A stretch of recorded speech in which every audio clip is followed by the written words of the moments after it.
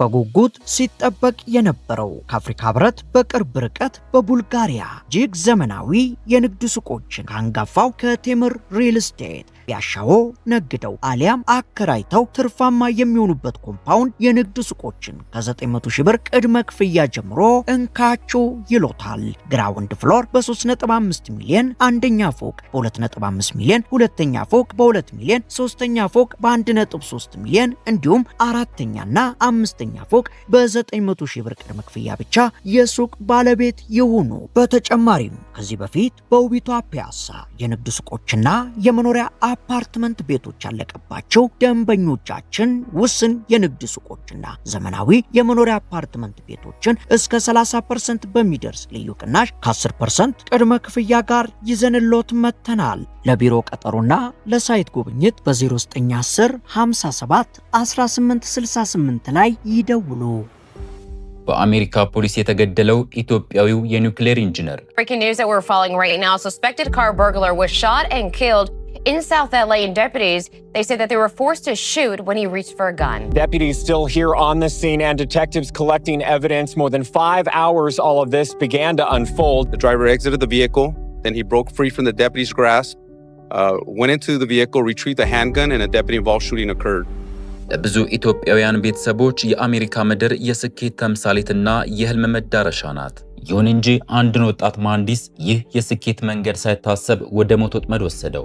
ዘላለም እሸቱ እውነቱ ከኢትዮጵያ ተነስቶ በአይዳሆ ስቴት ዩኒቨርሲቲ የኒውክሌርና ሜካኒካል ኢንጂነሪንግ ትምህርቱን ያጠናቀቀ በካሊፎርኒያ ትልቅ የመንግስት ተቋም ውስጥ ተቀጥሮ ህይወቱን የለወጠ ሊቅ ነበር። ነገር ግን ይህ ሁሉ ስኬት በአንዲት አስከፊ ምሽት በጥቂት ደቂቃዎች ውስጥ ወደ አመድነት ተቀየረ። እንደ አውሮፓውያኑ አቆጣጠር ኤፕሪል 12 2017 እኩለ ሌሊት ላይ በሎስ አንጀለስ በሚገኝ አንድ ጠባብ መንገድ ውስጥ ፖሊሶች የዘላለምን መኪና ከበቡት። ብዙም ሳይቆይ ሽጉጥ የሚል ጩኸት ተሰማ። ተከትሎም አካባቢውን የሚያናውጥ የተኩስ ድምፅ አስተጋባ።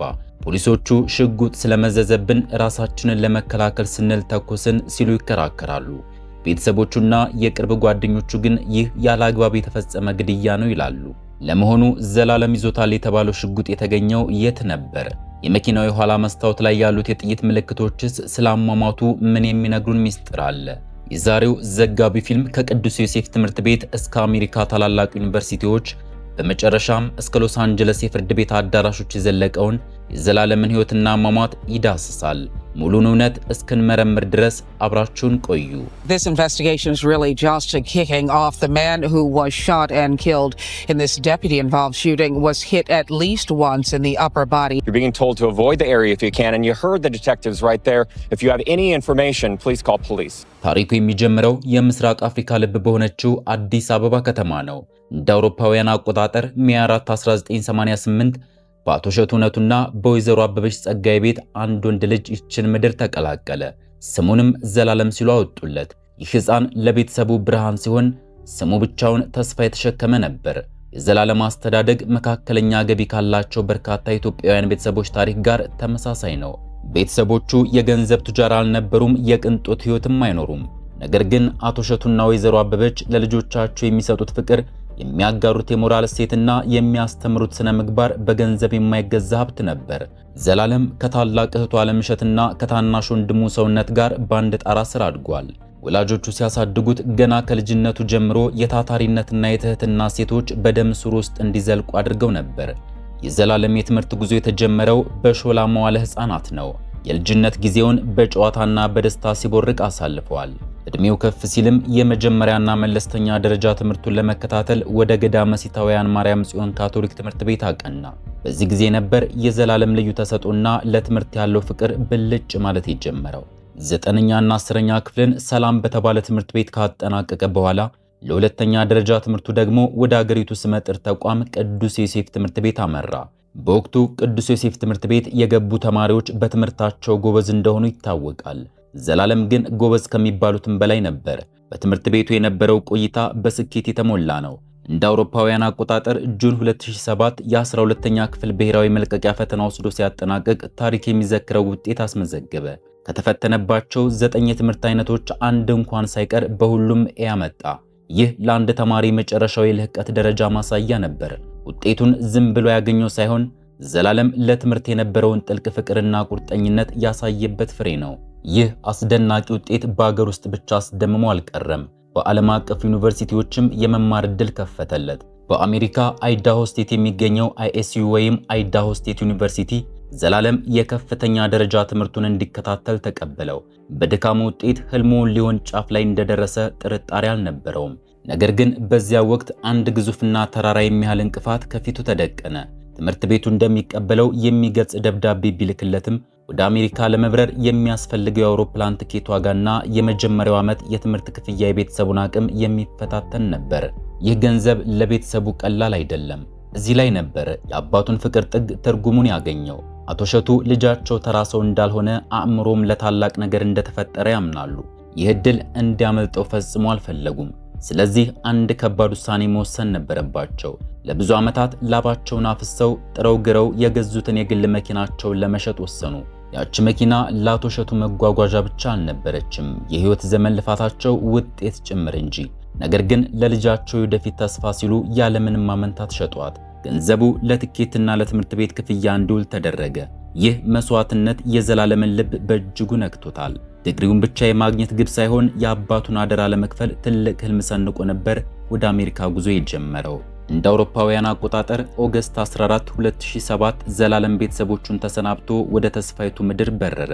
ከ5 ቀናት በኋላ ኦገስት 19 2007 በአይዳሆ ስቴት ዩኒቨርሲቲ የመጀመሪያ ዲግሪ ትምህርቱን መከታተል ጀመረ። አብዛኛውን ጊዜ ተማሪዎች ከዚህ ቀደም ወደማያውቁት ሀገር ሲያቀኑ አዲስ የሆነ ባህልና ልምድ ውስጥ መግባታቸው እየተለመደ ነው። ዘላለም ግን ትኩረቱ ትምህርቱ ላይ ብቻ እንዲሆን መርጧል። ሊማር የገባበት የትምህርት መስክም ቀላል አልነበረም። በአንድ ጊዜ 2 ዲግሪዎችን አጣምሮ ለመማር ወሰነ። በፊዚክስ ላይ ትኩረቱን አድርጎ የሜካኒካልና ኒውክሌር ኢንጂነሪንግ የትምህርት ዘርፎችን መማር ጀመረ። አልፎ ተርፎም በዩኒቨርሲቲ ጓደኞቹ ዘንድ መነጋገሪያ ሆነ። አንድ መደበኛ ተማሪ በአንድ ሴሚስተር 3 ወይም 4 ኮርሶችን ሲወስድ ዘላለም ግን እስከ 7 ኢንጂነሪንግ ኮርሶችን በአንድ ጊዜ ይወስድ ነበር። ይህ እብደት ይመስላል። ነገር ግን ውጤቱ ሲመጣ በሁሉም ኮርሶች ከፍተኛ ውጤት የሚያስመዘግበው ዘላለም ነበር። በዩኒቨርሲቲ ውስጥ የቅርብ ጓደኛው የነበረው ኦቢ ሁኔታውን ሲገልጽ ጓደኝነታችን እየጠነከረ ሲመጣ ዘላለም እንደማንኛውም ተማሪ እንዳልሆነ አስተዋልኩ። እሱ በተፈጥሮ ምጡቅ ነበር። በኢንጂነሪንግ ትምህርት የመጨረሻ ዓመት ተማሪ ሆኖ 7 ኮርሶችን ይወስዳል። ይህ ለብዙ ሰዎች የማይታሰብ ነገር ነው ብለዋል። የዘላለም ብቃት በክፍል ውጤት ብቻ አልተወሰነም። ለእውቀት የነበረው ጥማት ገደብ አልነበረውም። ለምሳሌ ያክል ለዲግሪው ዋና መስፈርት ካልነበሩ ተጨማሪ ኮርሶች ውስጥ እጅግ ውስብስብ የሆነውን የኳንተም ሜካኒክስ ትምህርት እንደ ቀልድ ተመዝግቦ እሱንም በጥሩ ውጤት ነበር ያጠናቀቀው። ይህ ብቻ አልነበረም። ወደ ህልሙ ሊያደርሰው የሚችለውን የኒውክሌር ሬጉላቶሪ ኮሚሽን ነፃ የትምህርት ዕድል አሸነፈ። ከአንደኛ ዓመት በኋላ ያለው የትምህርት ክፍያ ሙሉ በሙሉ ተሸፈነለት። በዚያ ዕለት አባቱ መኪናቸውን ሸጦ የከፈሉለት መስዋዕትነት ፍሬ ማፍራት ጀመረ። እንደ አውሮፓውያን አቆጣጠር በዲሴምበር 2011 ዘላለም ትምህርቱን አጠናቆ በታላቅ ክብር ለመመረቅ በቃ። ነገር ግን ከመደበኛ ተማሪዎች አንድ እርምጃ ቀድሞ የሚጓዘው ዘላለም በፊዚክስና በሂሳብ ተጨማሪ ማይነሮችን ለማግኘት የቀረው 2 የትምህርት አይነት ብቻ ነበር። ትምህርቱን ካጠናቀቀ በኋላ ዘላለም ወደ ካሊፎርኒያ በማምራት በሎንግ ቢች ካሊፎርኒያ ስቴት ዩኒቨርሲቲ የድህረ ምረቃ ትምህርቱን ጀመረ። በተመሳሳይ ሰዓት ብቁ የምህንድስና ባለሙያ መሆኑን የሚመሰክርለትን ኢንጂነር ኢን ትሬኒንግ ሰርተፊኬት የሚያስገኘውን ፈተና በቀላሉ ማለፍ ቻለ። ብዙም ሳይቆይ በካሊፎርኒያ የህዝብ አገልግሎት ኮሚሽን ውስጥ የሥራ ማስታወቂያ ወጣ። በዚህ ሥራ የመግቢያ ፈተና ውድድር የበዛበት ከመሆኑም በላይ ልምድ ያላቸው ኢንጂነሮች የሚሳተፉበት ነው። ዘላለም ግን ብዙም ሳይጨነቅ ተፈትኖ ከሁሉም ተወዳዳሪዎች ከፍተኛ ውጤት ካመጡ ምርጥ 3 ባለሙያዎች መካከል አንዱ እንደነበር ጓደኛው ኦቢ መስክሯል።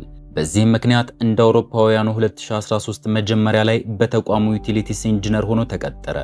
ስራው በየወሩ ለአንድና 2 ሳምንታት ልዩ ልዩ ኃይል ማመንጫ ጣቢያዎችን ለመመርመር ወደ ተለያዩ ከተሞች መጓዝን ይጠይቅ ነበር። ይህም የተለያዩ ቦታዎችን እንዲያይ ያደረገው ይመስላል። ይህ ወቅት ለዘላለም የህይወቱ ወርቃማ ዘመን መሆን ነበረበት። ጥሩ ስራ፣ ጥሩ ደሞዝ፣ በአጠቃላይ የአሜሪካን ህልሙን በእጁ ጨብጦ ነበር። ነገር ግን መጥፎ ጣፋንታ የተስተካከለ ህይወቱን እንዲያጣጥም እድል አልሰጠችውም። እንደ አውሮፓውያን አቆጣጠር ጁላይ 11 2013 ሁሉም ነገር ሲቃናለት ለማየት የሚጓጉት አባቱ አቶ እሸቱ በድንገት ከዚህ ዓለም በሞት ተለዩ። የልጃቸውን ስኬት ሙሉ በሙሉ ሳያዩ ማለፋቸው ዘላለምን ክፉኛ ጎዳው። ለቤቱ ታላቅ ወንድ ልጅ በመሆኑ የቤተሰቡን ኃላፊነት መረከብ ነበረበት። የአባቱን ሚና ለመወጣትና እናቱንና ታናሽ ወንድሙን ለመርዳት ኃላፊነት መውሰድ ግድ አለው። በየወሩ ከደሞዙ እየቆረጠ ወደ ኢትዮጵያ ገንዘብ ይልክ ነበር። የወንድሙን የሰውነትን የዩኒቨርሲቲ ክፍያና የቤተሰቡን ወጪ መሸፈን ጀመረ። ወንድሙ ሰውነት ሲናገር አባታችን ከሞተ በኋላ እሱ ለኔም ለማየም እንደ አባት ነበር፣ ራሱን ለቤተሰቡ ሰጥቷል ይላል። ምንም እንኳን በስራና በቤተሰብ ኃላፊነት የተወጠረ ቢሆንም የዘላለም አእምሮ ግን አሁንም አዳዲስ ነገሮችን ያስባል። ያልተቋጨ አንድ አስደናቂ ህልም ነበረው። ፊዚክስን እንደ ቁጥር ብቻ አይመለከትም። ፊዚክስና ሙዚቃ አንድ ናቸው ብሎ ያምን ነበር። ሙዚቃን በሂሳብ ቀመር መግለጽ ይቻላል፣ ሁለቱም ከተመሳሳይ የተፈጥሮ ህግን የተሰሩት የሚል ፍልስፍና ነበረው። ይህንን ለማሳየትም የሂሳብ ቀመሮችን በማበጀት ላይ ነበር። ከኢንጂነርነቱ ባሻገር ስነ ጥበብንና ሳይንስን የሚያዋህድ ረቂቅ አእምሮ ነበረው። እንደ አውሮፓውያን አቆጣጠር በሜይ 2015 ዘላለም ቤተሰቦችን ለመጠየቅ ወደ ኢትዮጵያ ቀና። አዲስ አበባ ደርሶ ከእናቱና ከወንድሙ ጋር ያሳለፈው ጊዜ 12 ቀናት ብቻ ነው። እነዚያ ቀናት ግን ለቤተሰቡ የዓመታትን ናፍቆት የሚያስረሱ ናቸው። አባቱ የለፋለት ውጤት ደርሶ ኢንጂነር ለመሆን በቅቶና ኃላፊነት ተሸክሞ ያዩት ቤተሰቦቹ እጅግ ኩራት ተሰማቸው። ዘላለም ከቆይታው በኋላ በድጋሚ ወደ አሜሪካ ተመለሰ። ለወደፊቱ ብዙ እቅዶችን ሰንቆ መንቀሳቀሱን ቀጠለ። ስራውን ጠንክሮ እየሰራ የፕሮፌሽናል ኢንጂነር ሰርተፊኬቱንም አገኘ። እንደ አውሮፓውያን አቆጣጠር ኤፕሪል 12 2017 ከእኩለ ሌሊት በኋላ በደቡብ ሎስ አንጀለስ የሚገኙ ጎዳናዎች በጨለማ ተውጠው ጭር ብለዋል።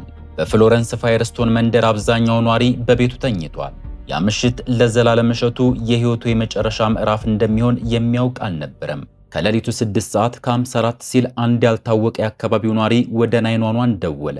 በ91 ስትሬት እና በካምፕተን አቬኑ አቅራቢያ አንድ ሰው የቆመ መኪና ሰብሮ እየገባ እንደሆነ ተናገረ። ይህ ለሎስ አንጀለስ ካውንቲ ፖሊስ መምሪያ የተለመደ ጥቆማ ነበር። ጥሪውን የተቀበሉት የፖሊስ መኮንኖች ሼላ ቱካና ቲሞቲ ጋነን ሲሆኑ መረጃው እንደደረሳቸው በመኪናቸው እየከነፈ ወደ ስፍራው አመሩ። ፖሊሶቹ ከሌሊቱ 7 ሰዓት ከ12 ላይ በቦታው ደረሱ። ልክ እንደተባለውም አንድ ነጭ ሆንዳ መኪና መንገድ ላይ ቆማለች። የመኪናዋ የኋላ ኮፈን ተከፍቷል። ይህ የሌባ እጅ እንዳለበት ግልጽ ምልክት ነበር። ፖሊሶቹ አካባቢውን መቃኘት ጀመሩ። የዘራፊውን ዱካ ለማግኘት ሲሞክሩ አይናቸው በአቅራቢያው ባለው አንድ ጠባቢ መንገድ መተላለፊያ ላይ አረፈ። በዚያ ድቅድቅ ጨለማ በዋጠው ጠባብ መንገድ ውስጥ ታዲያ አንድ ሌላ ጥቁር መኪና ቆሞ ነበር። መኪናው የ2016 ሞዴል ኪያ ፎርቴ ሲሆን ሞተሩ ስላልጠፋ ድምፁ ከሩቅ ይሰማል። የፍሬን ማብራቶቹም በጨለማ ውስጥ እንደ ፍም ቀልተው ይታያሉ። በውስጡም ዘላለም እሸቱ ብቻውን ተቀምጧል። ፖሊሶቹ ይህም መኪና ከስርቆቱ ጋር ግንኙነት ይኖረዋል ብለው ጠረጠሩ። ምናልባት ዘራፊው ለመሸሻ ያዘጋጀው መኪና ሊሆን ይችላል የሚል ግምት አደረባቸው። ቲሞቲ ጋነን የተባለው መኮንን የፖሊስ መኪናውን ወደ ጠባቡ መንገድ በማስገባት ከዘላለም መኪና ኋላ ቆመው፣ ሁለት ፖሊሶች ከመኪናቸው ወረዱ። ጋነን ወደ አሽከርካሪው በኩል፣ ላቱካ ደግሞ በተሳፋሪው መቀመጫ በኩል ተጠጉ። የዘላለም መኪና መስታወቶች ጥቁር ቲንት ስለነበራቸው ውስጥ ያለውን ማየት አይቻልም ነበር። ፖሊሶቹ የባትሪ ብርሃናቸውን በመኪናው ላይ አበሩ። ጠጋ ሲሉ ጠንካራ ሽታ አፍንጫቸው ላይ አረፈ። ያ ሽታ አደንዛዥ እጽ ነበር። ጋነን የአሽከርካሪውን መስኮት በባትሪው መታው። ዘላለምም መስኮቱን ጥቂት ብቻ ዝቅ አደረገው። ወዲያውኑ የጭስ ደመና ከመኪናው ውስጥ መትነን ጀመረ። በኋላ ላይ በተደረገ ምርመራ በመኪናው ሴንተር ካንሱል ውስጥ 3 የአደንዛዥ እጽ ማስቀመጫዎች እንደተገኙ ተጠቅሷል። ፖሊሶቹ ሾፌሩን ማናገር ጀመሩ። ዴፒዩቲ ጋነን በኋላ በሰጠው ምስክርነት ለምን እዚህ ቆምክ ሲል ዘላለምን እንደጠየቀው ገልጿል። በመቀጠልም መኪናው መንገዱን እንደዘጋና በመኪና ውስጥ ሆኖ ማጨስ ህገወጥ እንደሆነ ነገርኩት ይላል። የፖሊስ ሪፖርት እንደሚለው ከሆነ ዘላለም በብስጭት የፈለኩት ቦታ ማጨስ እችላለሁ ሲል እንደመለሰላቸው ተናግረዋል። እጆቹን በመሪው ላይ እንዳደርግ ሲጠየቅም ፈቃደኛ አልሆነም ነበር ሲሉ ፖሊሶቹ ገልጸዋል። በዚህም ምክንያት ሁኔታው እየተካረረ እንደሄደና ጋነን ዘላለምን ከመኪናው እንዲወርድ እንዳዘዘው ያስረዳል። ከዚህ በኋላ ነገሩ እጅግ በፍጥነት ተጋጋለ። በተሳፋሪው በኩል የቆመው ላቱካ ዘላለም ትዕዛዝ እየሰማ አይደለም በሚል የራሱን እርምጃ ለመውሰድ መወሰኑን ይገልጻል። በከፊል በተከፈተው የተሳፋሪ መስኮት በኩል ቀኝ እጁን ወደ ውስጥ አስገባ። ዓላማው መክፈቻውን ተጭኖ በሩን ለመክፈት ነበር። ነገር ግን ልክ እጁን ሲያስገባ ዘላለም መስኮቱን ወደ ላይ እንደዘጋበት ይገልጻል። የፖሊሱ ክንድ በመስኮቱና በበሩ የላይኛው ክፍል መካከል ተቀረቀረ። ላቱካም በድንጋጤ እጁን በጉልበት መንጭቆ እንዳወጣው ይናገራል። ከዚያም የተሳፋሪውን በር ከፍቶ ወደ ውስጥ በመግባት የመኪናውን ሞተር አጥፍቶ ቁልፉን በመንቀል መኪናው ጣራ ላይ ያስቀመጥኩት ብሏል። በሌላ በኩል ዴፒዩቲ ጋነን የአሽከርካሪውን በር እንደከፈተ ይገልጻል። ዘላለምን አውርዶ ለመፈተሽ ወይም በቁጥጥር ስር ለመዋል በማሰብ የዘላለምን ግራ ክንድ እንደያዘው ይናገራል። ፖሊሶቹ እንደሚሉት በዚህ ቅጽበት ዘላለም እጁን በኃይል ነጥቆ ወደ መኪናው ውስጥ ገባ። ፊቱን አዙሮም በሁለቱ የፊት ወንበሮች መካከል ባለው ክፍተት እጁን ወደ ኋላ መቀመጫ እንደሰደደ ይገልጻሉ። ላቱካ በፍርሃት እጆችህን አሳየኝ ስል መጮህ ጀመርኩ ይላል። ነገር ግን መልስ አልነበረም። ሁሉንም ነገር የሚወስነው የአስከፊ ቅጽበት መጣ።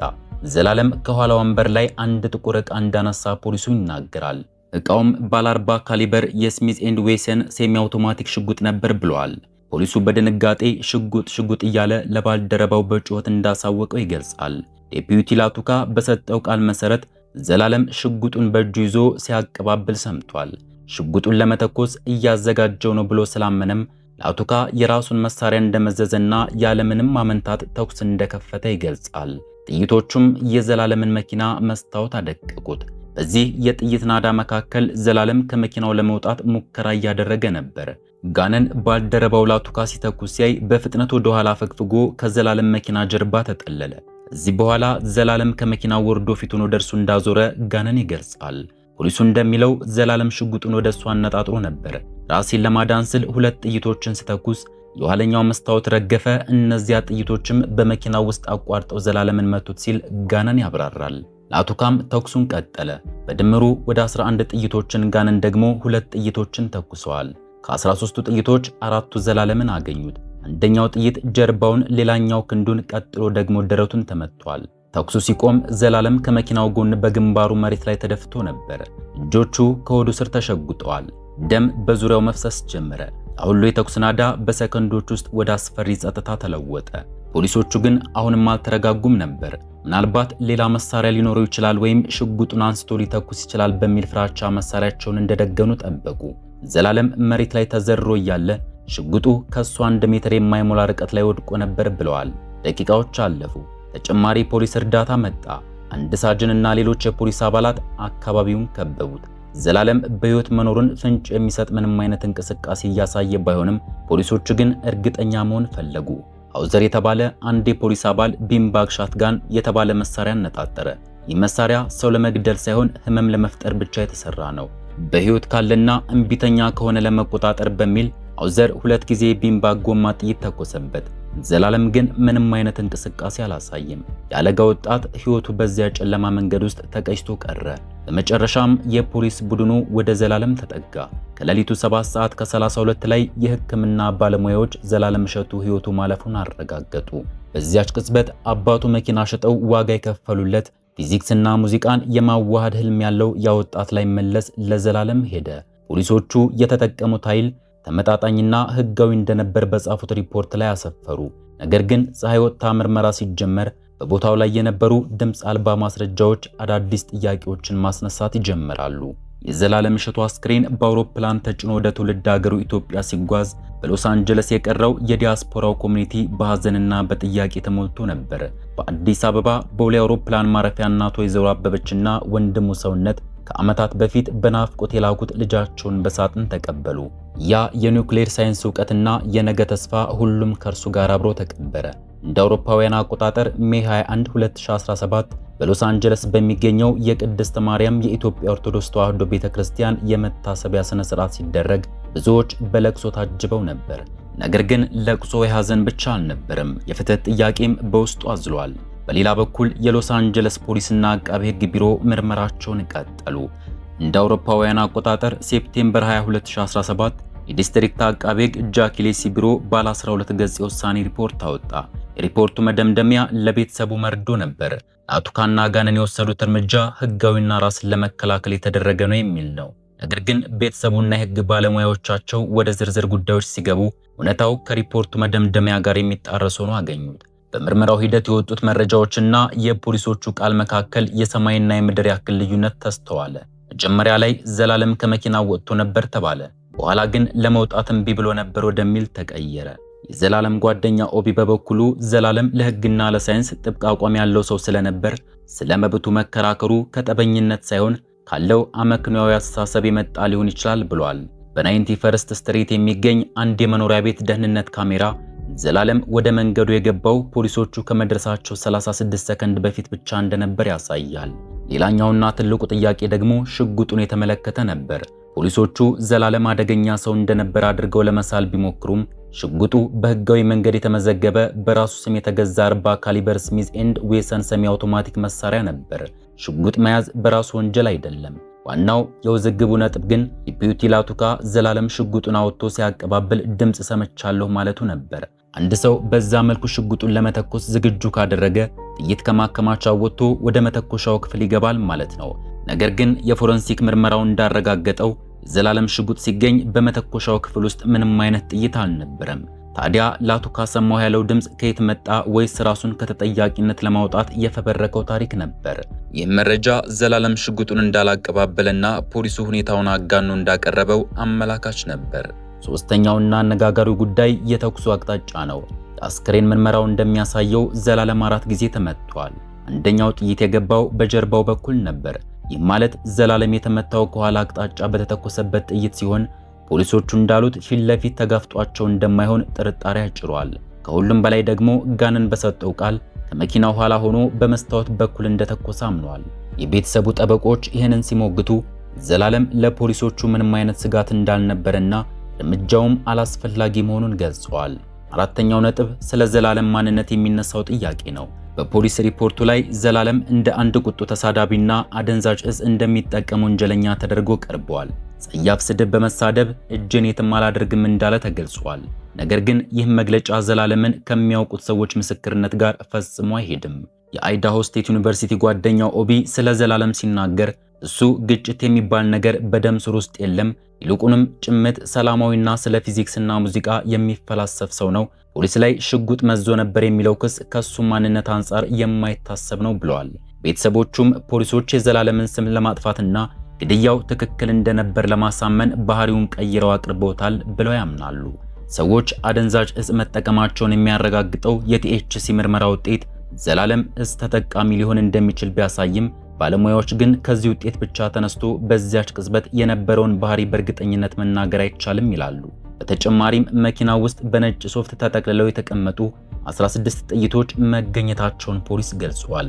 የሽጉጡ መያዣ ግሎቭ ባክስ ውስጥ የተገኘ ሲሆን መክፈቻው ግን ከመኪናው ቁልፍ ጋር አንድ ላይ ነበር ተብሏል። ነገር ግን ፖሊሶቹ መጀመሪያ ሽጉጡ ከኋላ መቀመጫ ላይ እንደነበር ገልጸዋል። ታዲያ ሽጉጡ በትክክል የት ነበር? የፎረንሲክ ምርመራው በሽጉጡ የመተኮሻ ክፍል ውስጥ ጥይት እንዳልነበረው አረጋግጧል። በዚህ መልኩ የቀጠለው የፍትህ ፍለጋው ጉዞ ቀላል አልነበረም። እንደ አውሮፓውያን አቆጣጠር በኤፕሪል 2018 በሎስ አንጀለስ ከፍተኛ ፍርድ ቤት የዘላለም እናት ወይዘሮ አበበች ወንድሙ ሰውነት እህቱና አክስቱ ሆነው በሎስ አንጀለስ ካውንቲና በፖሊሶቹ ላይ የፍትሐ ብሔር ክስ መሰረቱ። ክሱ ያለ አግባብ ሰው መግደልና የሰብአዊ መብት ጥሰት መፈጸም የሚል ነበር። ቤተሰቡ የጎፈንድሚ ዘመቻ በማስጀመር $21,000 በላይ ተሰብስቦ ለቀብሩና ለጠበቃ ወጪዎች ዋለ። በማህበራዊ ሚዲያም ጀስቲስ ፎር ዘላለም የሚለውን ሃሽታግ በመጠቀም ብዙዎች ድምጻቸውን አሰሙ። ክርክሩ ለ5 ዓመታት ያህል ቀጥሏል። የካውንቲ ጠበቆች ፖሊሶቹ ትክክል ነበሩ ብለው ሲከራከሩ፣ የቤተሰቡ ጠበቆች ደግሞ ማስረጃዎቹን እያጣቀሱ ሞገቱ። ፖሊሶቹ በዛ ምሽት ልብሳቸው ላይ የሚገጠም ካሜራ ለማድረጋቸው እውነቱን ለማወቅ እንቅፋት ሆነ። ነገር ግን የፎረንሲክ ግኝቶች የፖሊሶቹን ቃል ሙሉ በሙሉ እንደማይደግፉ ግልጽ ነው። በመጨረሻም እንደ አውሮፓውያን አቆጣጠር ፌብሩዋሪ 2023 የዘላለም ቤተሰቦችና የሎስ አንጀለስ ካውንቲ ስምምነት ላይ ደረሱ። ካውንቲው ድርጊቱን ጥፋተኝነት ብሎ ሳይቀበል ነገር ግን ክሱን ለመዝጋት በሚል ለዘላለም እሸቱ ቤተሰብ $750,000 ለመክፈል ተስማማ። ይሁን እንጂ ለአንዲት እናት የልጇን ሕይወት ሊተካ የሚችል ምንም አይነት የገንዘብ መጠን በዓለም ላይ የለም። ይህ ውሳኔ ለቤተሰቡ የተወሰነ እፎይታ ቢሰጥም ሙሉ በሙሉ ፍትህን ግን አያረጋግጥም። ዘላለምን የገደሉት ፖሊሶች አልታሰሩም፣ ከስራቸውም አልተባረሩም። የዲስትሪክት አቃቤ ሕግ ውሳኔ ስላልተቀየረ በወንጀል ሊጠየቁም አልቻሉም። ሆኖም ግን ካውንቲው ይህን ያክል ገንዘብ ለመክፈል መስማማቱ በፖሊሶቹ እርምጃ ላይ ጥያቄ እንደነበረና ጉዳዩ በፍርድ ቤት ቢቀጥል የመሸነፍ ዕድል እንደነበራቸውም ያሳያል። ከዚህ ሁሉ በኋላ የሚቀረው የጠፋው ሕይወት ትዝታ ብቻ ነው። ከአዲስ አበባ ቅዱስ ዮሴፍ ትምህርት ቤት ተነስቶ በአይዳሆ ስቴት ዩኒቨርሲቲ ትምህርቱን በማጠናቀቅ በካሊፎርኒያ የመንግስት ተቋም ውስጥ ይሰራ የነበረውና ሙዚቃን ከፊዚክስ ቀመር ጋር ያጣመረው ባለብሩህ አእምሮ ወጣት ዛሬ የለም። የአባቱ መስዋዕትነት፣ የእናቱ ህመምና የራሱ ልፋት በአሜሪካ የፍትህ ስርዓት ውስጥ እንደ አንድ የመዝገብ ቁጥር ተጽፎ አለፈ። ነገር ግን የዚህ ታሪክ አስደንጋጭ እውነታ በዚህ ብቻ አያበቃም። ዘላለም ካረፈ ከ3 ዓመት በኋላ በአውሮፓውያኑ 2020 ፍሬድ አለን ዊሊያምስ በተባለ ሌላ 25 ዓመት ወጣት ላይ ፖሊስ ግድያ ሲፈጽም ዘላለምን ከገደሉት ፖሊሶች አንዱ የሆነው የዴፒዩቲ ሼላ ቱካ ስም ዳግም ተነሳ። በዚህኛው ክስተት የፍሬድን ሕይወት የነጠቀችው ጥይት የተኮሰው ላቱካ ባይሆንም ዘላለም ከተገደለበት ስፍራ 4 ማይል ርቀት ሞና ፓርክ አካባቢ አብሮት የነበረው ባልደረባው ዴፒዩቲ ኤድሪያን ኤነስ ነበር ግድያውን የፈጸመው። ስርዓቱ አንዱን ስህተት አርሞ ተጠያቂነትን ባለማስፈኑ ምክንያት ሌላ ሕይወት እንዲጠፋ መንገድ ከፍቷል። የዘላለም እሸቱ ታሪክ በብዙዎች ልብ ውስጥ ትልቅ ጠባሳ ጥሎ አልፏል። ይህ የሆነው ሕይወቱ በመጥፋቱ ብቻ ሳይሆን እንዴት እንደጠፋ በእርግጠኝነት የሚያሳይ ማስረጃ ባለመኖሩም ጭምር ነው። በዚያች ጠባብና ጨለማ መተላለፊያ መንገድ ውስጥ ምን እንደተፈጠረ የሚያውቁት ሁለቱ ፖሊሶችና ዘላለም ብቻ ናቸው። ፖሊሶቹ በወቅቱ ሰውነት ላይ የሚገጠመውን ካሜራ ስላልታጠቁ ታሪኩን እንደፈለጉ የመቀየር ዕድል ይሰጣቸዋል።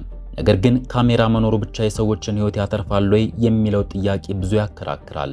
በዚህ ዙሪያ የተደረጉ ሳይንሳዊ ጥናቶች ምን ይላሉ የሚለውን እንመልከት። እንደ አውሮፓውያን አቆጣጠር በ2020 ሲንቲያ አለምና ባልደረቦቿ ያካሄዱት አንድ ሰፊ ጥናት ካሜራዎች መኖራቸው በፖሊስና በዜጎች ባህሪ ላይ የሚያመጡትን ለውጥ መርምሯል። ሪሰርቸሮቹ 30 የተለያዩ ምርምሮችን ለዚህ ጥናት እንደ መነሻነትም ተጠቅመዋል። በመጀመሪያ ጥናቱ ያረጋገጠው ነገር ቢኖር ካሜራዎች በፖሊስ ላይ የሚቀርቡ ቅሬታዎችን በ16.6% እንደሚቀንሱ ነው። ይህ ማለት ካሜራ ሲኖር ወይ ፖሊሶቹ ስነ ምግባራቸውን ያርማሉ አሊያም ዜጎች በፖሊሶች ላይ የሐሰት ክስ ከመሰንዘር ይቆጠባሉ ማለት ነው። በዘላለም ኬዝ ላይ እንደታየው ካሜራ ለመኖሩ ትክክለኛው እውነት እንዳይገኝ ያደርጋል። ሆኖም ግን አንድ አስደንጋጭ እውነት አለ። ጥናቱ እንደሚያሳየው ፖሊሶች ካሜራ ስላረጉ ብቻ የኃይል እርምጃ ከመውሰድ አይቆጠቡም። በሪሰርቹ መሰረት ካሜራ መኖሩ የኃይል አጠቃቀምን በአማካይ በ6.8% ቢቀንስም ተመራማሪዎቹ ግን ይህ አሃዝ ተለዋዋጭ ስለሆነ ሳይንሳዊ መሰረት ሊሆን እንደማይችልና ከመደምደሚያ ለመድረስ አያስደፍርም ይላሉ። ከዘላለም ህልፈት 3 ዓመት በኋላ ፍሬድ ዊሊያምስ ሲገደል ፖሊሶቹ በዩኒፎርማቸው ላይ ካሜራ አድርገው ነበር። በሰዓቱ የተፈጠረው በሙሉ በቪዲዮ ከነ ድምፁ ተቀርጿል። ይህም ካሜራ ስላለ ብቻ ፖሊሶች አይተኩሱም ማለት እንዳልሆነ ያሳየናል። ጥናቱ እንደሚያብራራው የካሜራው ውጤታማነት የሚወሰነው ፖሊሶቹ ካሜራውን መቼ እንደሚያበሩ በሚሰጣቸው ሕግ ላይ ነው። ፖሊሶች በራሳቸው ፈቃድ ካሜራውን እንዲያበሩና እንዲያጠፉ ሲደረግ ብዙ ለውጥ አይታይም። ነገር ግን አንድን ግለሰብ ወይም ተጠርጣሪን ማናገር ከመጀመራቸው በፊት ካሜራውን እንዲያበሩ በሕግ ሲገደዱ የኃይል እርምጃ አጠቃቀም የመቀነስ ዕድሉ እንደሚጨምር ጥናቱ ያሳያል። እንደ አውሮፓውያን አቆጣጠር በ2017 የሎስ አንጀለስ ካውንቲ ሸሪፍ ዲፓርትመንት ለፖሊሶቹ ካሜራ አላደለም ነበር። ይህ ቴክኖሎጂ ተግባራዊ የተደረገው በኦክቶበር 2020 ማለትም ዘላለም ከተገደለ ከ3 ዓመታት በኋላ ነበር። የሲንቲያና ባልደረቦቿ ሪሰርች የፖሊስ ካሜራዎች ሁሉንም ችግር የሚፈቱ ተአምራዊ መፍትሄዎች እንዳልሆኑ ይጠቅሱና ተጠያቂነትን ግን ለማረጋገጥ ወሳኝ መሳሪያዎች መሆናቸውን ይገልጻል። ዘላለም ልክ እንደ ስሙ እስከ መጨረሻ ድረስ እውነትን እንድንፈልግ አድርጎናል። አካሉ ቢያርፍም ትዝታው ግን ሁሌም ከቤተሰቡ ጋር ይኖራል።